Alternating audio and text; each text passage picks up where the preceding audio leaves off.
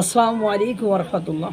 আসিফ মাহমুদ সজীব ভাইয়া always Facebook পোস্টে super hero এবং নিজেদেরকে মানে যেখানে নিয়ে দাঁড় করিয়েছে সেখানে এই ধরনের পোস্ট দেওয়াটা স্বাভাবিক, কারণ তারা জানে এই ক্ষমতাচ্যুতি বা এই ক্ষমতা থেকে তাদের যখন বিদায় হবে তখন তাদের অবস্থা করুণ হয়ে যাবে।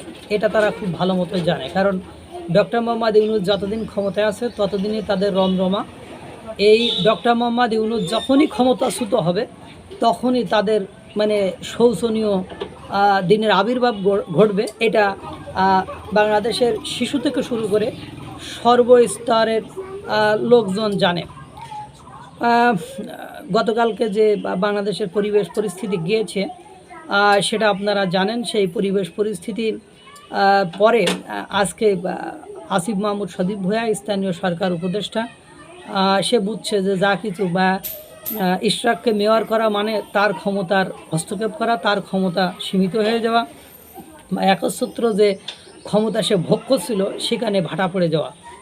এই জন্য তিনি মনের ক্ষোভে দুঃখে এবং সেনাবাহিনী গতকালকে যে বিবৃতি দিয়েছে সেটা তাদের জন্য খুব বেশি শুভকর এবং কল্যাণকর তারা মনে করছে না। এই জন্য সেনাবাহিনী, আওয়ামী লীগ আর দিল্লি অর্থাৎ ঢাকা মানে ভারত এদেরকে নিয়ে কিছু তিনি পোস্ট করেছেন এবং যা বলেছেন, ওরা তো জানে যে ক্ষমতাচ্যুত হলে আমাদের অপশন তিনটা, হয় মৃত্যু, নাহলে বিদেশ যাওয়া, নাহলে কারাগারে থাকা। ওরা একাধিক ওদের সমন্বয়করা কথা বলেছে।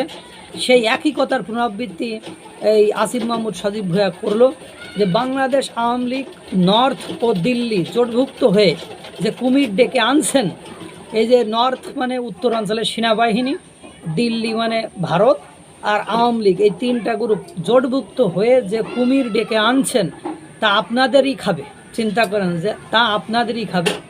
আপনারা তাদের একজন নন, আপনাদের শুধু সাময়িকভাবে কাজে লাগানো হয়েছে। আমাদের না আছে মরার ভয়, না আছে হারাবার কিছু। চিন্তা করেন, এই যে না আছে মরার ভয়, না আছে হারাবার কিছু, সেই আবারও বলল, কারণ ওরা জানে ক্ষমতাচ্যুত হলে আমাদের মৃত্যু, না হলে আমাদের ওই যে তিনটা অপশন, হয় মৃত্যু, না হলে জেল, না হলে বিদেশ।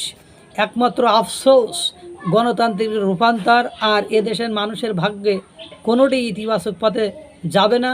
আর কি গণতান্ত্রিক চর্চা আমরা এই 9 মাসে তো আপনাদের মাধ্যমে কোথাও দেখিনি। এই যে আজকেই নাগরিক টিভির মোস্তফা ভাই মানে মোস্তাফিজুর রহমান ভাই উনি বললেন যে কিভাবে আপনি ফেসবুক পোস্টকে ডিলিট করাচ্ছেন। তারেক সে কথা বলেছে। তারেক তো আপনার হান্নান মাসুদ এদেরকে ঠুকাই বলে আজকেও ভাষণ দিয়েছে। বলছে, তারপরে উনি বলছেন স্বপ্ন থেকে স্বপ্নভঙ্গের কষ্টই বোধহয় এদেশের ভাগ্য। স্বপ্ন দেখছিল, কিন্তু স্বপ্নটাকে যেভাবে হেলিকপ্টারে চড়ে, যেভাবে আধিপত্য বিস্তার করে, যেভাবে পিএসএফ দিয়ে টাকা আয় রোজগার করে, যেভাবে বাপকে দিয়ে প্রচারণা করে, যেভাবে এনসিপিকে দিয়ে একদম রাজকীয় এনসিপি নেতাদের দিয়ে রাজকীয় জীবনযাপনের ব্যবস্থা করে দিয়েছ, যেভাবে একের পর এক দুর্নীতির ফাঁস হয়ে যাচ্ছে, সেগুলোর পরে এদেশের মানুষের এমনি স্বপ্নভঙ্গ হয়েছে। এদেশের জনগণ আপনাদের উপরে আর আস্থা এবং বিশ্বাস রাখে না।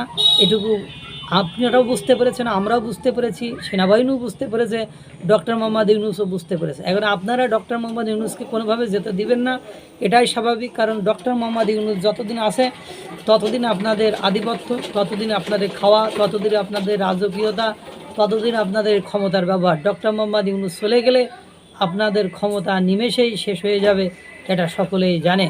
তাই এই যে মরার ভয় থেকেও তার লাভ নেই, কারণ ঘটনা যা ঘটে গিয়েছে এদেশের বুকে, যখনই যেই ক্ষমতায় আসুক। ইতিমধ্যে আপনারা দেখেছেন বিএনপি, আগে আওয়ামী লীগের তিরাশে ছিলেন, এখন আপনাদের সামনে নতুন একটা তিরাশে এসেছে বিএনপি। সুতরাং সবার তোপের মুখে আপনারা পড়ে গিয়েছেন। আল্লাহ তাআলা সকলকে ভালো রাখুক, সুস্থ রাখুক। আসসালামু আলাইকুম ওয়া রাহমাতুল্লাহ।